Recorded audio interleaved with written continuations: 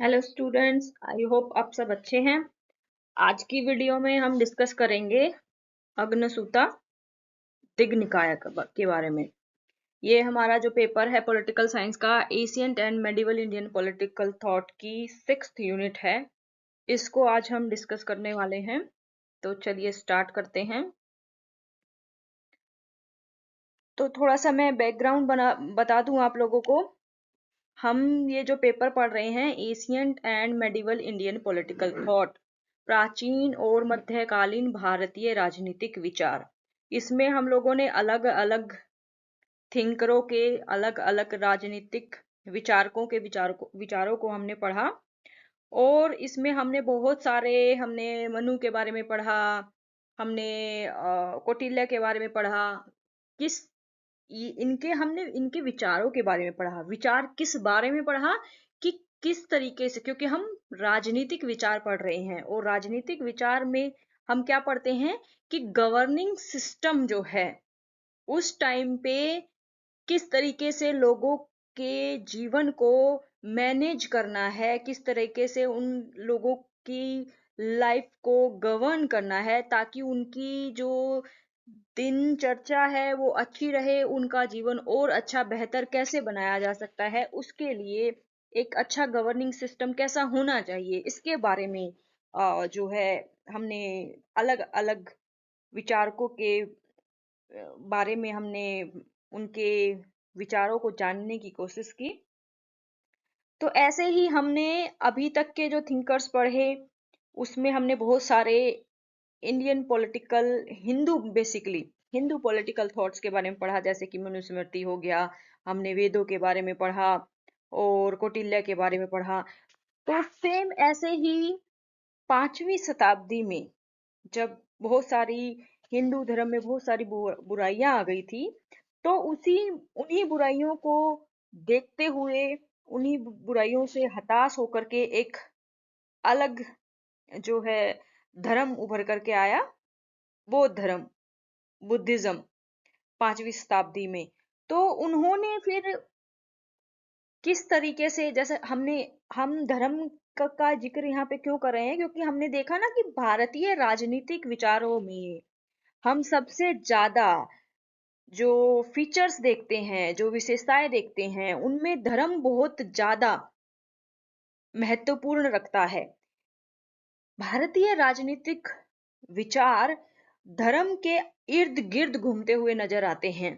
यानी कि धर्म से बाहर रख करके कुछ भी नहीं बोला गया है, राजनीति को पूरी तरीके से धर्म के साथ जोड़ दिया गया है। यानी कि राजनीति पर धर्म की जो है अच्छी खासी छाप दिखाई देती है। तो इसीलिए तो उस टाइम में पर्टिकुलर ऐसे कुछ राजनीति के बारे में या गवर्निंग सिस्टम के बारे में नहीं बोला जाता था। उन सबको धर्म के आधार पर जीवन को जीने की जो है बातें कही जाती थी। ठीक है। तो इसी तरीके से जब 5वीं शताब्दी में बुद्धिज्म का जन्म हुआ, तो बुद्धा ने भी किस तरीके से इस गवर्निंग सिस्टम को गवर्न करना है, यानी कि राज्य को कैसे मैनेज करना है, इसके बारे में। इवन जैसा कि हमने पढ़ा था, हमारे जो मनुस्मृति है या फिर वेद हैं, उनमें जीवन का उद्भव कैसे हुआ उसके बारे में बताया गया। फिर लोग किस तरीके से उस जीवन में जब आ गए, तो लोगों में जो है कैसे अराजकता फैल गई। अराजकता को दूर करने के लिए लोगों ने ब्रह्मा जी से आग्रह किया कि कोई राजा को भेजे। ठीक है। तो उसी प्रकार से हम देखते हैं बुद्धा ने भी बताया कि ये जीवन कैसे आरंभ हुआ।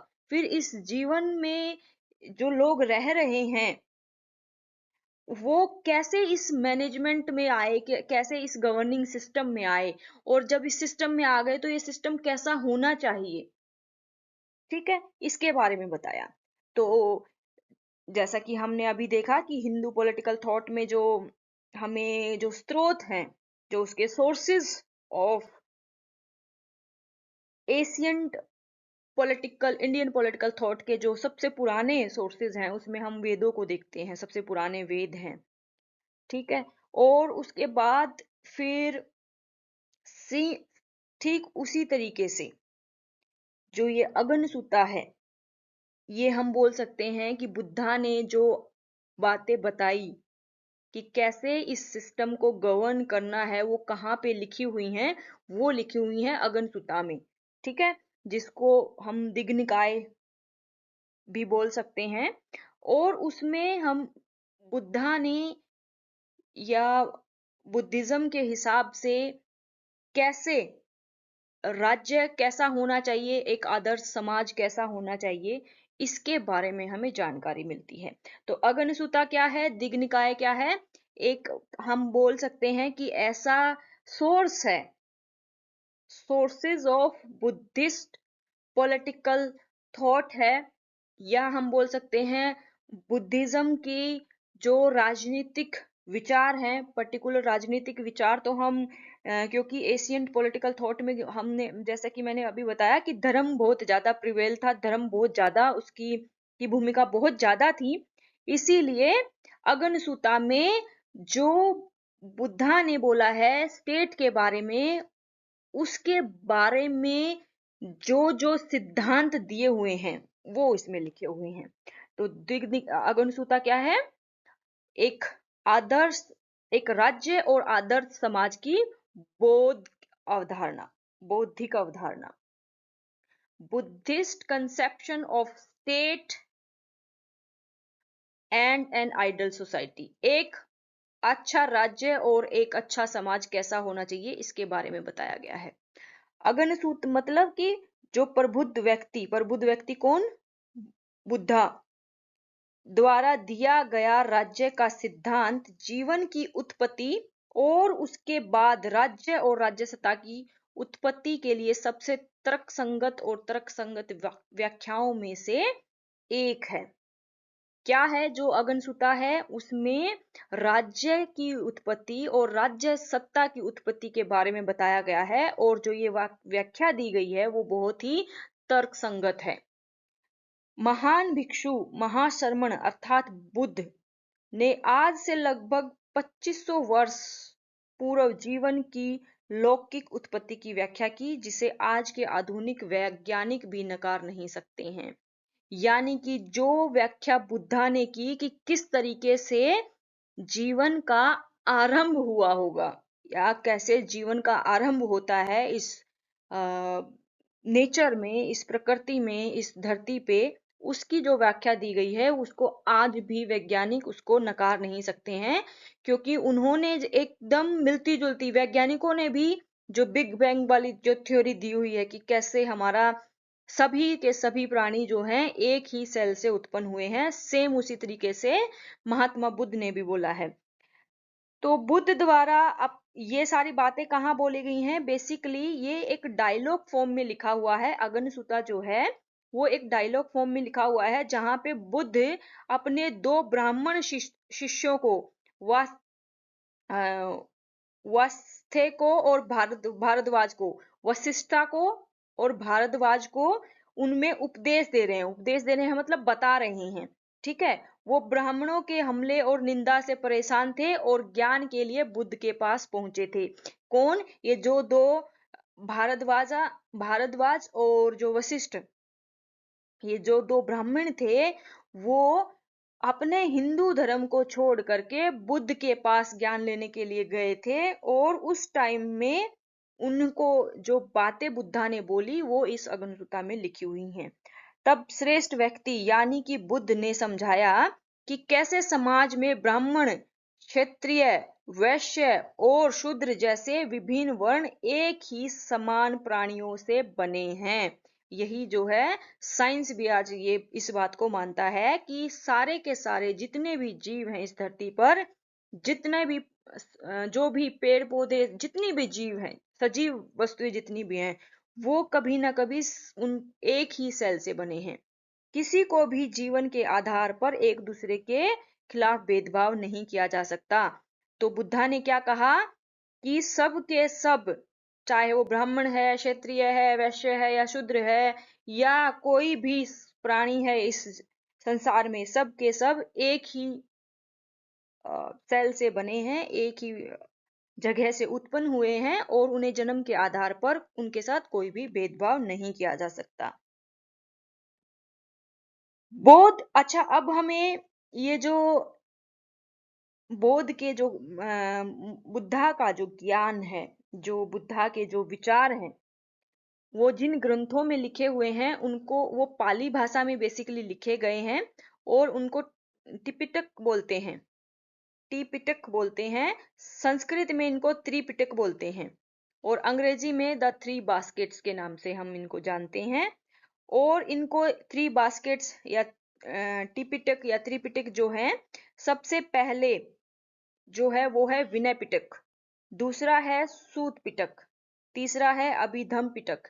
सूत विनय पिटक को अनुशासन की टोकरी बोलते हैं, बास्केट ऑफ डिसिप्लिन भी बोलते हैं, ठीक है। और सूत पिटक को बास्केट ऑफ डिस्कोर्स बोलते हैं और अभिधम पिटक को बेसिकली जो बास्केट ऑफ स्पेशल डिस्कोर्स हम बोल सकते हैं उसको।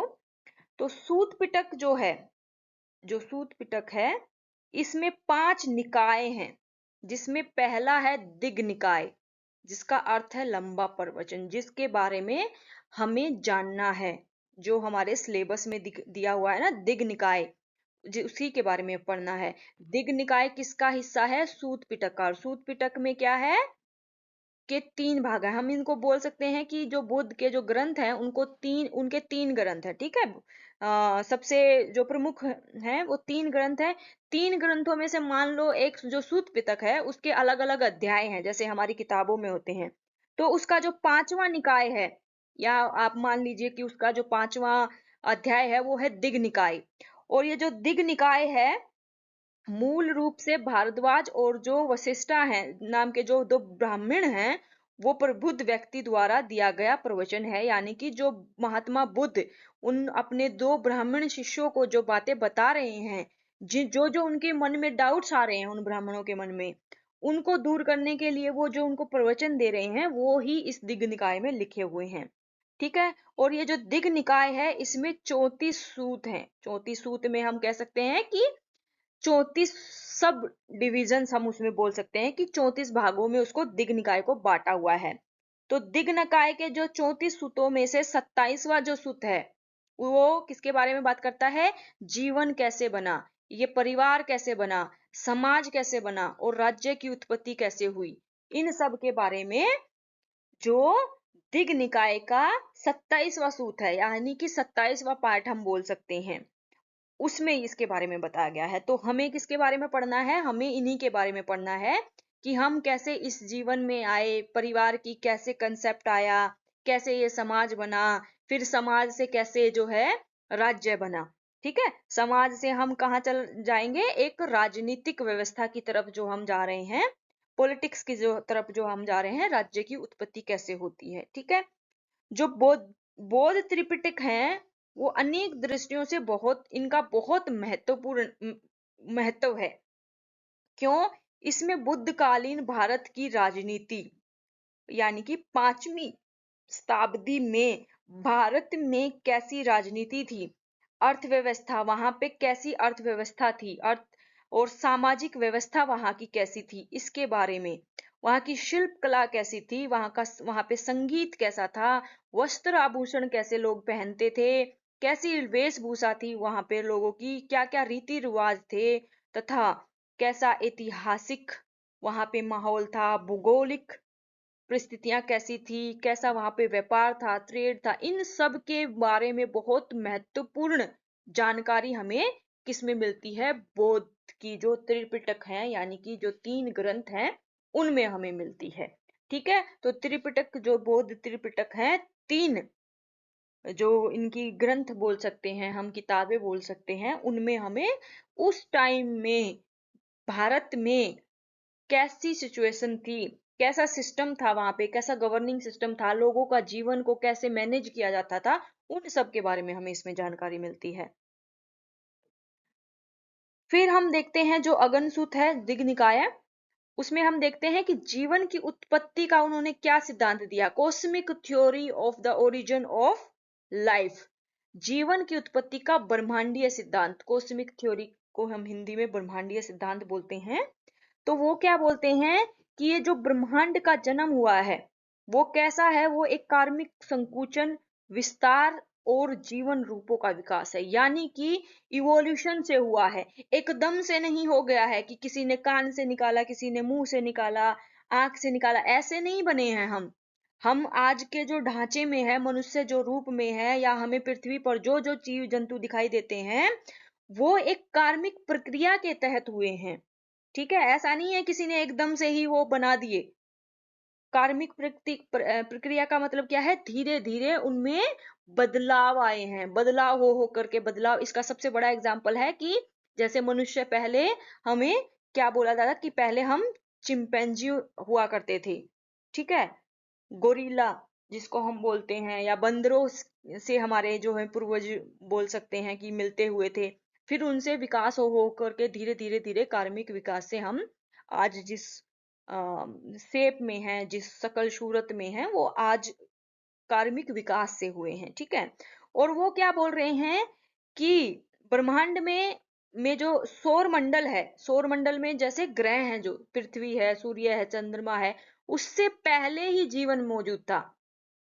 ठीक है, बौद्ध क्या बोल रहे हैं, बुद्धा क्या बोल रहे हैं? जीवन की उत्पत्ति कैसे हुई है? जीवन की उत्पत्ति कार्मिक विकास से हुई है, धीरे धीरे हुई है, धीरे धीरे। और इस सौर मंडल बनने से पहले ही जीवन मौजूद था। और वो जीवन कैसे मौजूद था, कैसा था वो? वो एक तरीके से नाजुक, शरीर रहित और संसार से मुक्त, ऐसे मतलब कि कीट पतंगों से भी छोटे सूक्ष्म जीव हुआ करते थे।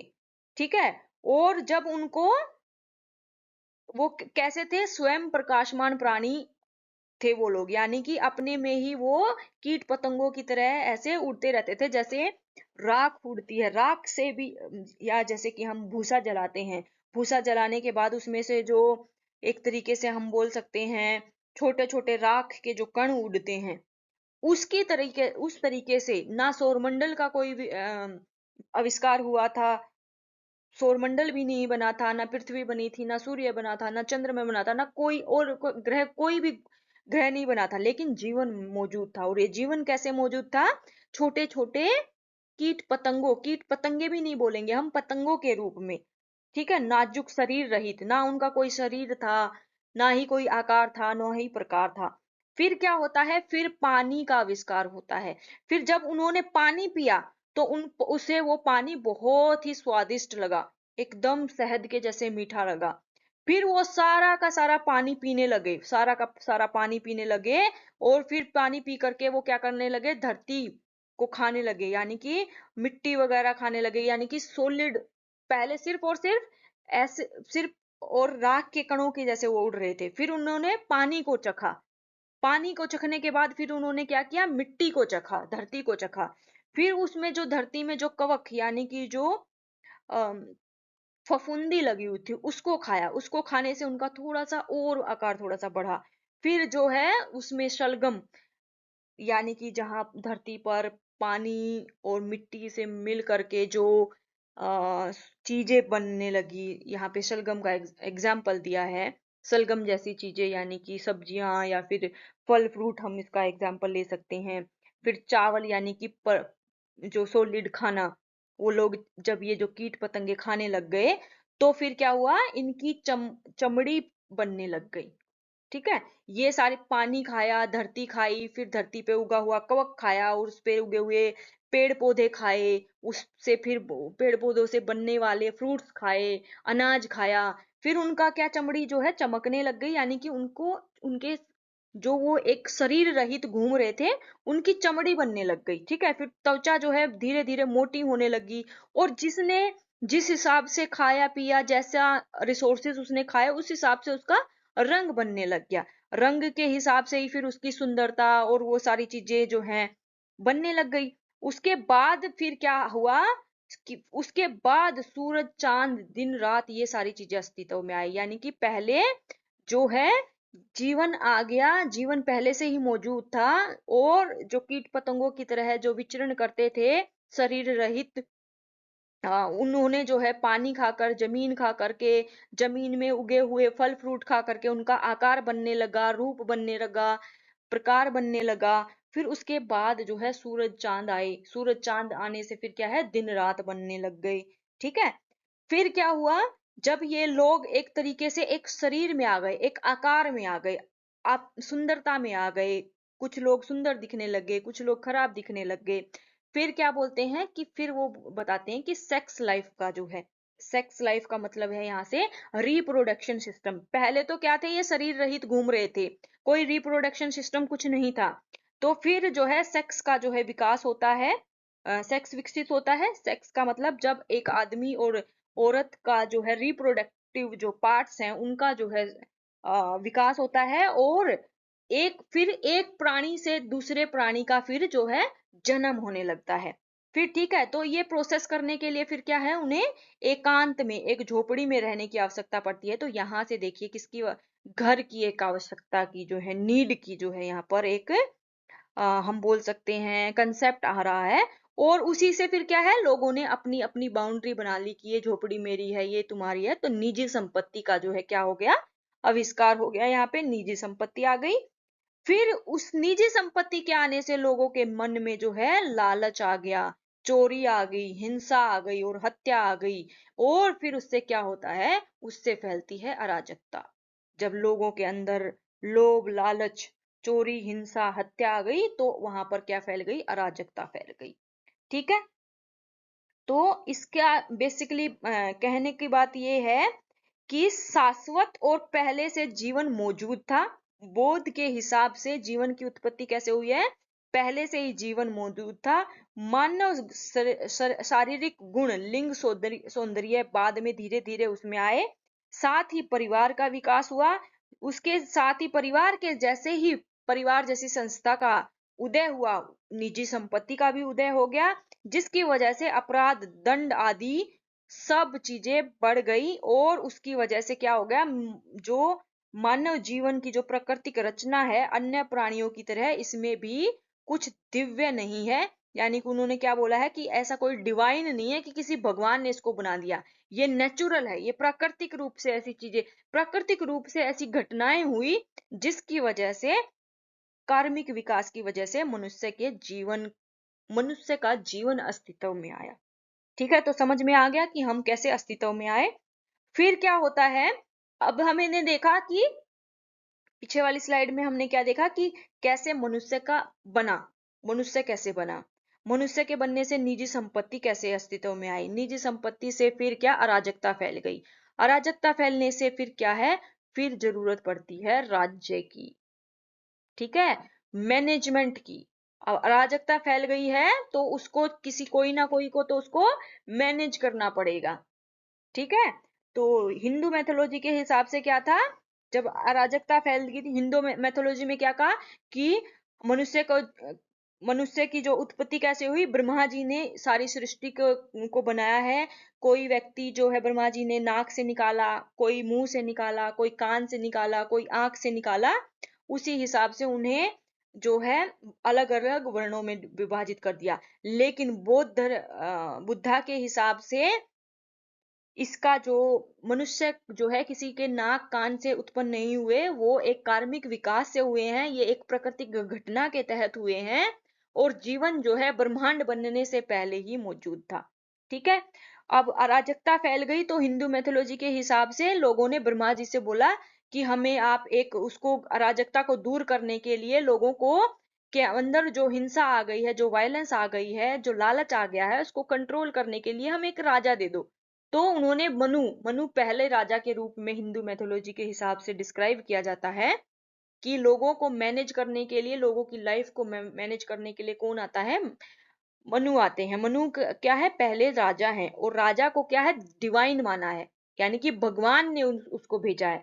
लेकिन बौद्ध के हिसाब से दिग निकाय में जो बात हो रही है उसमें राजा जो है वो भगवान के द्वारा भेजा हुआ व्यक्ति नहीं है, यानी कि यहाँ पे डिवाइन थ्योरी को नकारा गया है।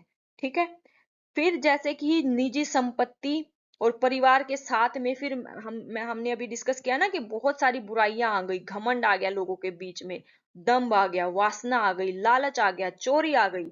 उनके अंदर और ज्यादा डिजायर्स बढ़ने लगी, इच्छाएं बढ़ने लगी, और ज्यादा हम करें, उससे क्या होने लग गया, अपराध बढ़ने लग गया, अपराध बढ़ने लग गया, दंड की वहां पे कोई व्यवस्था नहीं थी, ठीक है। उससे क्या, लोगों का जीवन बहुत दुखमय हो गया था, कोई भी किसी को मार देता था, लालच की वजह से, चोरी की वजह से, अपराध की वजह से, ठीक है। इस अराजकता से तंग आकर लोगों ने अपने बीच से एक अच्छे और सबसे योग्य, सबसे सुंदर, आकर्षक, मजबूत, सक्षम व्यक्ति, जो दुष्टों को दंड देगा और व्यवस्था बनाए रखने और रक्षा करने के लिए सक्षम होगा। यहाँ पे क्या बोल रहे हैं, राज्य की उत्पत्ति कैसे हुई, लोग अराजकता से तंग आ गए, किससे, जो ये बुराइयां आ गई थी, घमंड आ गया था, लालच, चोरी, अपराध, अपराध, दंड, ऐसी चीजों से बचने के लिए लोगों ने क्या सोचा कि हम में से ही हम एक ऐसे व्यक्ति को चुन लेते हैं जो सबसे सुंदर, आकर्षक, मजबूत, सक्षम, ये सारे हम बोल सकते हैं, एक ऐसे व्यक्ति, एक ऐसे शक्तिशाली व्यक्ति को हम चुनते हैं जो दुष्ट हैं, जो ये सब समाज में जो लालच, चोरी और जो अपराध बढ़ा रहे हैं, इनको क्या करेगा, दंड देगा, उसके लिए चुनते हैं। यानी कि यहाँ के जो राजा हैं या जिसको उन्होंने चुना है, वो किसी भगवान ने नहीं भेजा है, उन्होंने अपने में से ही चुना है उसे, ठीक है।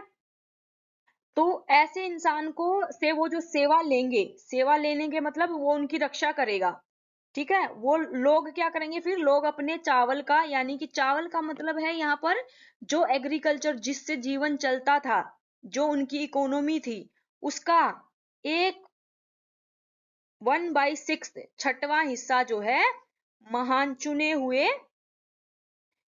जो उनके महासम्मत, इसको उन्होंने क्या नाम दिया है, महासम्मता, महासम्मत इसको नाम दिया है, जिसको लोगों ने अपने में से जिसको चुना सर्वशक्तिमान को, उसको महासम्मत बोल रहे हैं बुद्धा। और इस महासम्मत को लोग, वो उनकी रक्षा करेगा, अपराध घटाएगा, दंड देगा जो दुष्ट लोग हैं, और उसके बदले में लोग उसको टैक्स देंगे। ये चावल का जो छठा हिस्सा है, ये एक तरीके से क्या बोल सकते हैं, हम टैक्स देंगे वो उसको, ठीक है। चावल का मतलब है, वहां पे उस टाइम पे क्या था, एग्रीकल्चर प्रोडक्ट्स ही थे, तो वो इसका उसको हिस्सा देंगे, ठीक है। राज्य राजतत्व जो है एक दंडात्मक संस्था के रूप में उभरा, जिसके पास अराजकता को समाप्त करने के लिए दबाव का अधिकार, एकाधिकार था, शांति एवं व्यवस्था बनाए रखने के लिए। तो यानी कि बुद्ध के जो राज्य की उत्पत्ति होती है, वो कैसे है, वो एक दंडात्मक संस्था है, वो दंड देने के लिए बनाई गई है उन लोगों को जो समाज में बुराई फैला रहे हैं, ठीक है, जो अराजकता को समाप्त करने के लिए बनाई गई। यानी कि राज्य का अस्तित्व क्यों हुआ है, राज्य का अस्तित्व हुआ है अराजकता को दूर करने के लिए, एक दंड व्यवस्था है, राज्य जो है एक दंड व्यवस्था है, और जो कि शांति और व्यवस्था बनाए रखेगी, ठीक है। तो ये जो बेसिकली क्या है, इनका जो कंसेप्ट है, राज्य का जो कंसेप्ट है, वो एक तरीके से सेमी कॉन्ट्रेक्चुअल है और ह्यूमनिस्टिक अप्रोच है। सेमी कॉन्ट्रेक्चुअल का मतलब है कि आधा संविदा पे है। पहले तो ये बोले इनकी राज्य की जो प्रकृति है, वो धीरे धीरे जो है चेंज होती है, ठीक है। पहले वो बोल रहे हैं लोगों ने आपस में क्या किया है, समझौता किया है, समझौते के तहत ही उन्होंने जो है अपने में से एक को चुन लिया। फिर धीरे धीरे हम देखते हैं आखिर में जाते जाते जो हमें इनके टैक्स जो दिखते हैं, उसमें राजा एक तरीके से धीरे धीरे उसकी ज्यादा पावर्स बढ़ने लगती हैं, ठीक है। फिर धीरे धीरे उसको भी जो है, राजा को जो है एक तरीके से भगवान का ही रूप मान लिया जाता है, ठीक है। तो आगे हम पढ़ते हैं। सबसे पहले तो इसमें बोला गया है कि दैवीय कुछ भी नहीं है भाई, ये लोगों ने, ये एक मानवीय व्यवस्था है। राज्य जो है वो क्या है, एक ह्यूमन जो है इंस्टीट्यूशन है, वो किसी भगवान ने नहीं बनाया, ठीक है। और अनुबंध की जो प्रकृति है, अनुबंध मतलब कि जो कॉन्ट्रैक्ट हुआ है लोगों के बीच में, कॉन्ट्रैक्ट किसके बीच में हुआ है, महासम्मत के बीच में और जनता के बीच में, ठीक है। महासम्मत उनकी रक्षा करेगा और वो उसके बदले में उन्हें चावल का 1/6 पार्ट जो है उसको दे देंगे, यानी कि अपनी आय का, जिससे वो पैसे कमा रहे हैं, या वो कुछ भी हो सकते हैं, एग्रीकल्चर प्रोडक्ट्स हो सकते हैं, गेहूं हो सकते हैं, चावल हो सकते हैं। यहाँ पे चावल एक सिंबॉलिक है, अर्थव्यवस्था का जो मेन उसकी आय का जो साधन है उसका सिंबॉलिक है ये, ठीक है। तो अनुबंध की जो प्रकृति है वो कैसी है, जनता और सरकार के बीच में ये हुआ है, ठीक है। सीमित उद्देश्य के लिए हुआ है। सीमित उद्देश्य के लिए मतलब राजा का दायित्व है राजा को आदेश देना और रक्षा करना, व्यवस्था बनाए रखने का काम सौंपा गया है। और लोगों का क्या काम है कि लोगों को वो उसको उसकी आज्ञा का पालन करेंगे और कर देंगे, ये उसका दायित्व है। ठीक है, समझ में आ गया? आप लोगों को समझ में आया कि राज्य की उत्पत्ति कैसे हुई है? एक दंडकारी व्यवस्था के रूप में हुई है, दंडात्मक संस्था के रूप में हुई है। और ये इसमें कोई भी दैवीय कुछ भी नहीं है, लोगों ने आपस में ही संविदा के जो कॉन्ट्रैक्ट के थ्रू जो है इसको इस राज्य जो है राज्य को जो की जो उत्पत्ति है वो कॉन्ट्रैक्ट के थ्रू हुई है। और इसका नेचर क्या है, ये ह्यूमनिस्टिक है, मानवीय व्यवस्था है।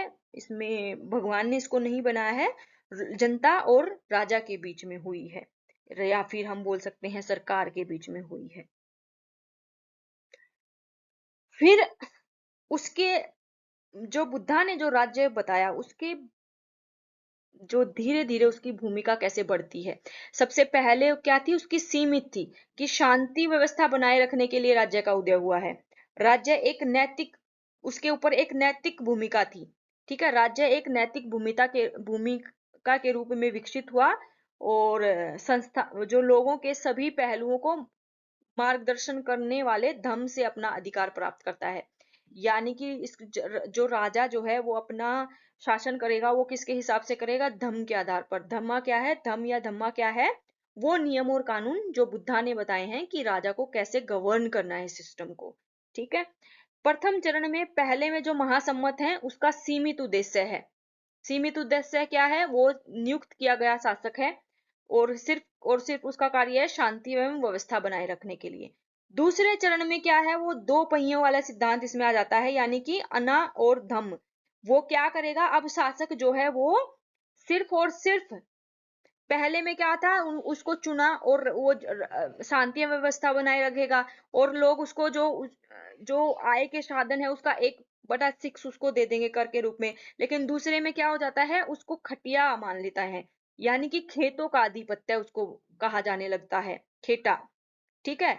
इस चरण में बौद्ध जो है, बौद्ध व्यवस्था संघ और राजशाही राज्यों के बीच संबंधों को सुलझाया। मतलब कि इस दूसरे चरण में क्या है, इसमें फिर एक संघा की जो है व्यवस्था जो है यहाँ पर आ जाती है। राजा को जो है खेतों का मालिक भी बन जाता है। पहले वो मालिक नहीं था, उसको सिर्फ टैक्स दे रहे थे। अब क्या हो गया, दूसरे चरण में वो मालिक भी बन गया, उसका खटिया भी बन गया। तीसरे चरण में राज्य धर्म का एक उपकरण, एक ब्रह्मांडीय शक्ति जो राज्य शक्ति को विनियमित करने में सक्षम है, ठीक है। तीसरे चरण में क्या बन जाता है, राज्य जो है एक ब्रह्मांडीय शक्ति है। देखो यहाँ पे आ गया ना कि भाई राज्य जो है यहाँ पर धीरे धीरे क्या है, पहले कॉन्ट्रेक्चुअल उसको बोला, लेकिन धीरे धीरे चेंज होते होते उसको ब्रह्मांडीय शक्ति बोलने लगे। ब्रह्मांडीय शक्ति बोलने का मतलब क्या है, सुपीरियर पावर बन गया अब राज्य, ठीक है। राज्य लोगों को सदाचारी जीवन जीने और मोक्ष प्राप्त करने के लिए मार्गदर्शन करने वाली एक नैतिक संस्था बन रहा है, ठीक है। और धर्म के रक्षक और प्रवर्तक के रूप में राजा ककवावती धमी को धर्मराज सर्वश्रेष्ठ, इसका उदाहरण क्या है, अशोक। अशोक के टाइम तक आते आते, जो अशोक ने जो बुद्ध धर्म को का जो प्रचार किया था उसके टाइम तक आते आते राजा को जो है एक ककवावती राजा यानी कि सर्वशक्तिमान राजा मान लिया जाता है, ठीक है। तीसरे चरण में राज्य की बौद्ध अवधारणा के विकास को दर्शाते हैं। इसने खुद को कैसे समायोजित किया और उस समय की सामाजिक व्यवस्था और वास्तविक राजनीति के साथ। ऐसा क्यों हो रहा है, क्योंकि साथ साथ में वहां पर क्या है, हिंदू मैथोलॉजी के हिसाब से भी शासन हो रहा था और जिसमें राजा को भगवान का रूप मान रहे थे, ठीक है ना। तो उसके साथ तालमेल बिठाने के लिए बुद्ध का जो राजा है उसको भी जो है ब्रह्मांडीय शक्ति मान लिया जाता है। अब राज्य की जो प्रकृति कैसी है, उसका नेचर कैसा है राज्य का, ठीक है। जैसे कि नेचर का मतलब ये होता है कि जैसे हमारे यहाँ पे डेमोक्रेसी है, ठीक है। तो जो संघ थे, संघा, जो बौद्ध मठ थे, वो गणतांत्रिक लोकाचार का पालन कर रहे थे और लोकतांत्रिक सिद्धांत पर शासित थे।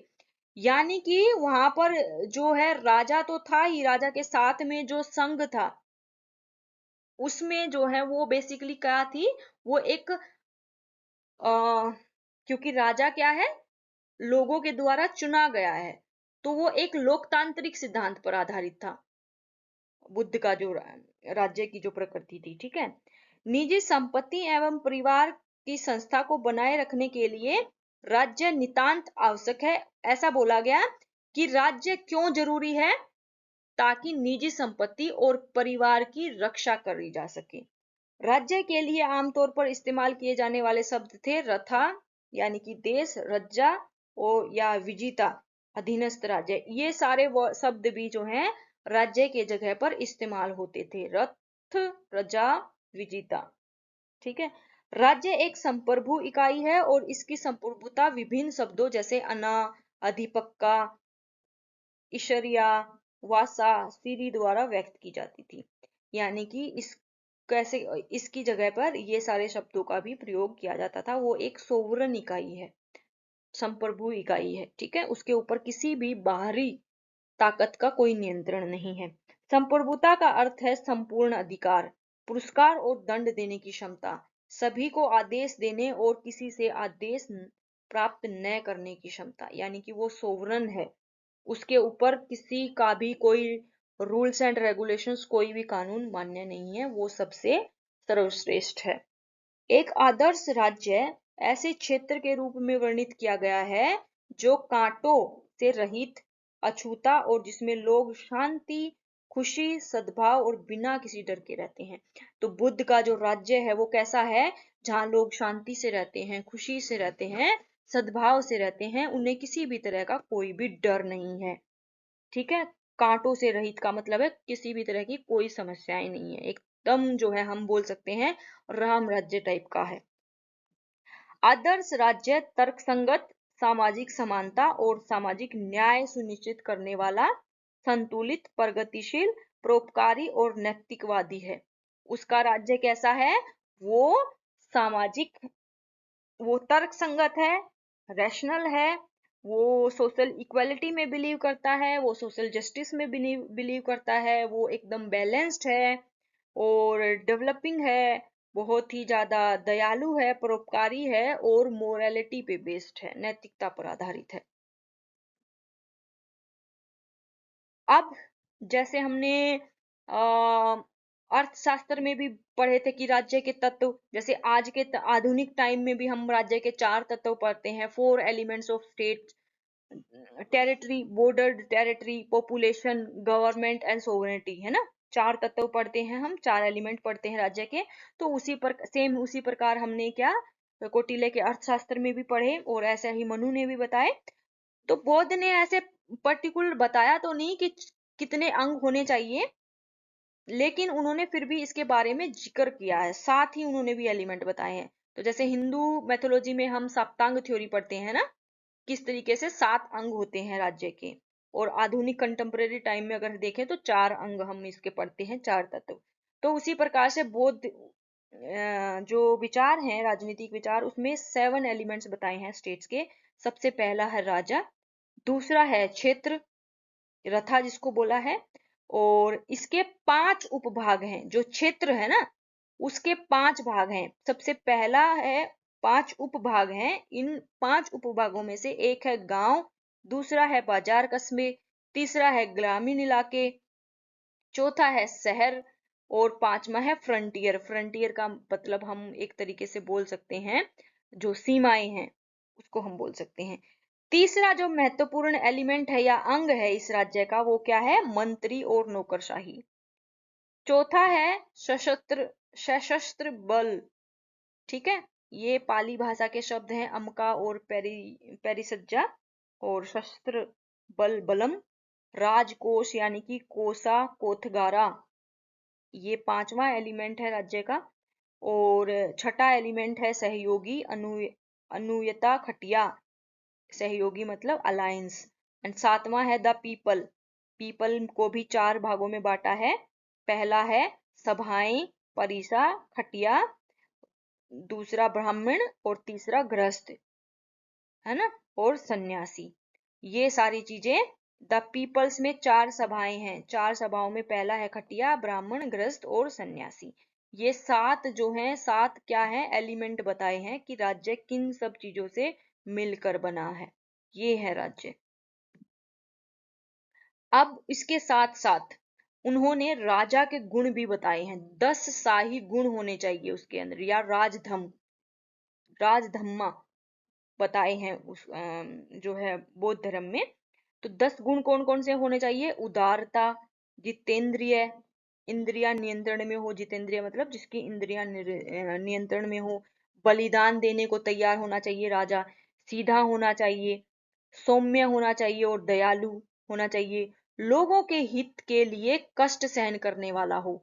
उसके अंदर क्रोध ना हो, नाराजगी से बिल्कुल मुक्त होना चाहिए, दयालु होना चाहिए और सहनशील और मिलनसार होना चाहिए।